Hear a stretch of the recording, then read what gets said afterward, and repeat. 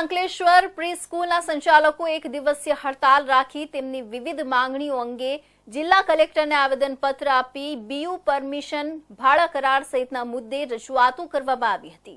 રાજ્યમાં પ્રી સ્કૂલની નોંધણીને લઈને હજુ પણ મંડાગાંઠ ઉકેલાઈ નથી, જેથી નર્સરી, સિનિયર અને જુનિયર કેજી ચલાવતી પ્રી સ્કૂલો એમ જ ધમધમી રહી છે।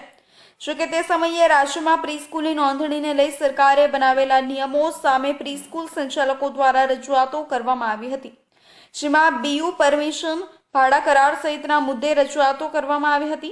ખાસ કરીને ભાડાના બંગલાઓમાં ચાલતી પ્રી સ્કૂલમાં બીયુ પરમિશન અને ભાડા કરારનો મોટો ઇસ્યુ સર્જાયો છે, જે મુદ્દો ઉકેલાયો નથી અને એની રજૂઆત પ્રાથમિક શિક્ષણ નિયામ, શિક્ષણ સચિવ, શિક્ષણ મંત્રી, જિલ્લા કલેક્ટર અને જિલ્લા શિક્ષણાધિકારી સહિત તમામને કરવામાં આવી છે, પરંતુ આ મામલે હજુ કોઈ નિરાકરણ નહીં આવતા હવે પ્રી સ્કૂલના સંચાલકો સરકારને ભાડા કરાર બીયુ મામલે योग्य निर्णय करवा प्रदर्शन कराયું હતું। हम सभी यहाँ पे आए हैं कलेक्टर ऑफिस एक अर्जी रखने। गुजरात सरकार ने बहुत कठोर नियम प्री स्कूल्स पे लागू किए हैं, जैसे कि बीयू परमिशन, 15 साल की लीज एग्रीमेंट, तो और इसके लिए जो टाइम स्पेन हमें अलॉट किया है that is like very short.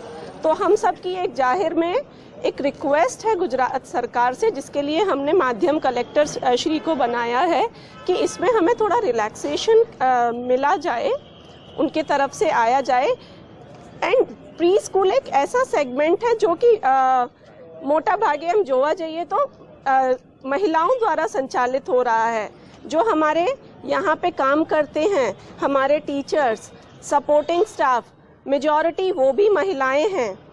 तो ये एक बहुत बड़ा सेक्टर है, हमें आत्मनिर्भर जो बना रहा है। अगर इस तरह के हार्श रेगुलेशंस अगर हमारे ऊपर आएंगे तो कहीं ना कहीं बहुत सी शालाएं बंद हो जाएंगी, बहुत सी रोजगार छिनेंगे, बहुत सी महिलाएं वापस अपने किचन तक समेट के रह जाएंगी।